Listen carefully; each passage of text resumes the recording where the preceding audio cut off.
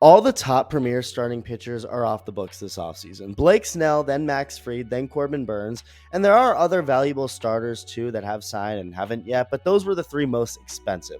Well, there's actually one more, but the reason he's kind of in a different class than those three guys, and everyone really, is because of his specific deal. Roki Sasaki, the 22-year-old Japanese phenom who's just incredibly nasty, after a few years now of anticipation, he's finally entering the big leagues and choosing his team very soon. But the deal with Sasaki is that he can't just come here and sign some mega contract with whoever wants to give it to him. Until you're 25, all international free agents have to sign minor league contracts with teams, and it's for 6 years. So it's basically as if they were just called up to the big leagues and are now just starting their big league careers on a minor league contract. That's technically how this stuff works for players who enter the league before 25. Those are the rules. So it's a lot different of a situation than really every other starter on the market this offseason. And the Los Angeles Dodgers for the longest time have been linked as the favorite for Sasaki, not even just this offseason, but for like at least a year, maybe even two. But again, it's not really about contract negotiations as much as it's about Sasaki feeling like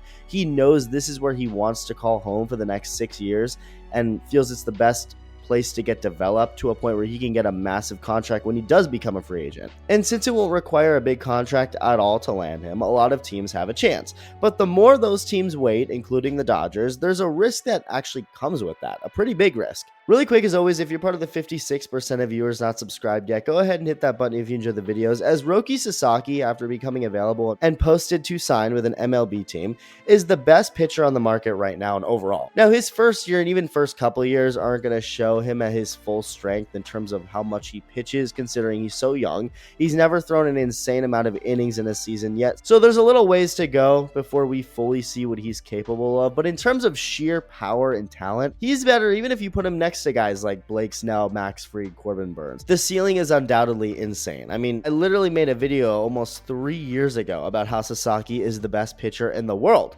3 years ago, I was saying this, not because I was some genius, but because it was pretty obvious even at that time.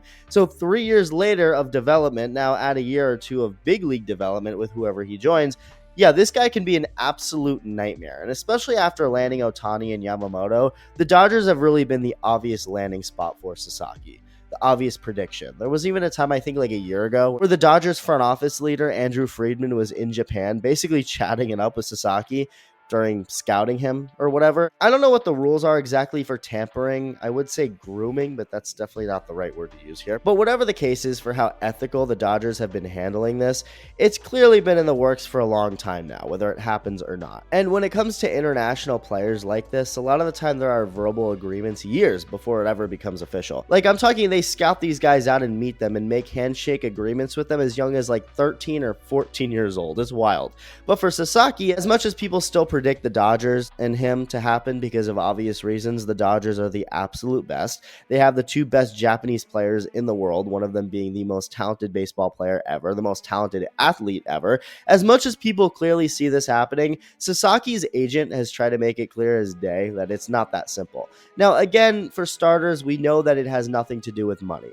At least 99% of it, really. The Dodgers have no advantage there in terms of their ability to give out some $400 million contract, and they deferred 390 of it, even though technically every team has the ability to do that. I'm just going with the joke. So the Dodgers don't have an advantage there. Nobody has an advantage there. And other things Sasaki's agents even said is that Sasaki himself doesn't want any players of any teams he's meeting with to be present, at least in like the first meeting or whatever.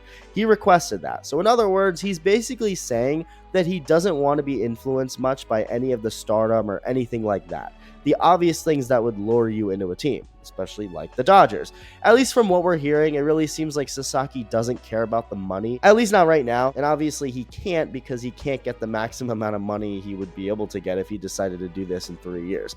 But it's more so about becoming the best pitcher in baseball and dominating and finding the best organization that can help develop him into that. Even if it's not a sexy team like the Dodgers, even if it's a team like Milwaukee or I don't know, the Rays or something.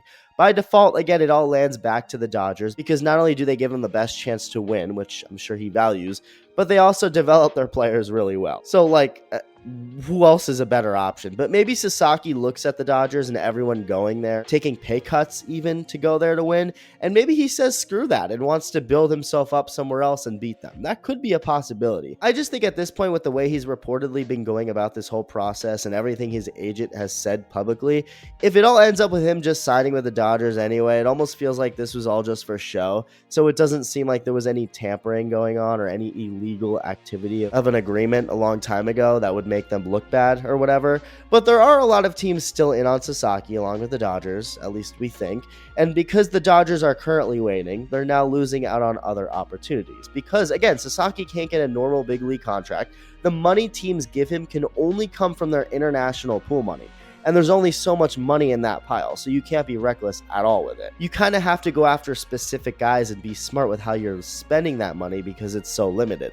So that's where things get tricky. And as a result, in one of the more rare occurrences in American history, the Pittsburgh Pirates have a one-up on the Los Angeles Dodgers. The 2025 international signing period begins on January 15th. This video is being made on the 12th, but the Dodgers had a verbal agreement with another international player, a shortstop from the Dominican Republic named Daryl Morel.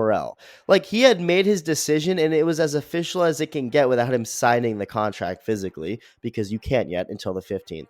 Well, that's no longer going to happen because the Pirates, knowing they are likely not going to get Sasaki, can quickly move into other areas in the international market, including taking committed players from other teams, offering Morel more money. In fact, twice as much money as the Dodgers committed to him. The reason the Dodgers can't really counter this is because, again, there's only so much money limited to spend on international players, and it's pretty clear that regarding Sasaki, no matter who signs him, it's going to take most of, if not all of your international pool money this year because of how sought after he is. The Pirates just made an agreement with Morel for $1.8 million, which of course is not a lot in general for a baseball contract, but for international players, that's a really good chunk of what these teams have able to spend. Now, nobody feels bad for the Dodgers, I get it, but what's going on here is they're screwed on getting some of the other talents on the international market if they don't get Sasaki, because they're counting on all their eggs going in one big golden basket, which, I mean, hey, if they get it, it'll be great, but if it doesn't work out that way, naturally, they would want to go out and spend some of that money on other guys like who they agreed to with Morel.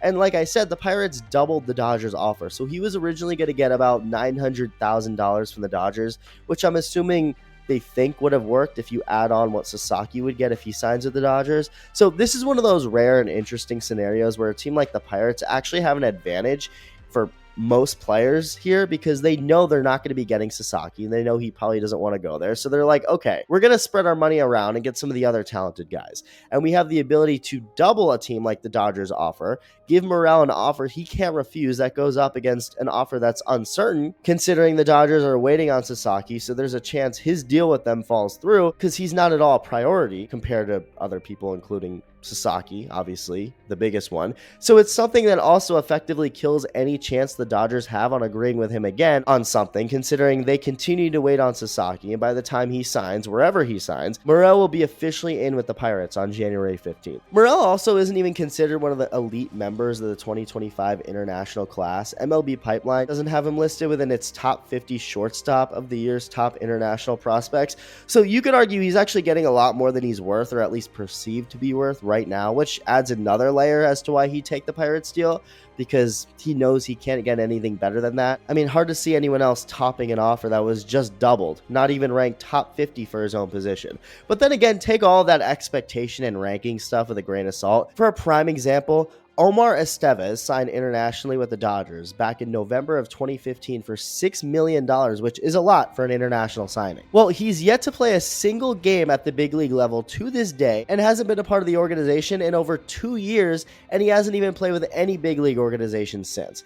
Yordan Alvarez signed with the Dodgers in June of 2016 for a third of what Estevez got, with the Dodgers also trading him away 2 months later to Houston. So clearly they didn't value him that much, and he's gone on to become a top 5 hitter in baseball since. Wander Franco got $3.85 million internationally with the Rays, and last I checked, no scouts had him on their top 50 most likely to get in trouble for wanting cupcakes. This video is fake sponsored by Skeet Hansen. So Morel, even if not highly ranked, can still make an impact, and hey, there's a reason the Dodgers initially agreed to a deal with him, and also a reason the Pirates doubled that offer. And this is something other teams are doing too. They're going out of their way to scout players that are verbally committed to other teams and seeing if they can steal them away while they continue to wait for the most valuable prize in Sasaki. And it's also crazy to think that Roki Sasaki and his value alone gave someone like Daryl Morrell an extra $900,000 on top of the $900,000 he was already set to probably get. And considering Darrell is from the Dominican Republic, you can only imagine how much more this means to him and his family. So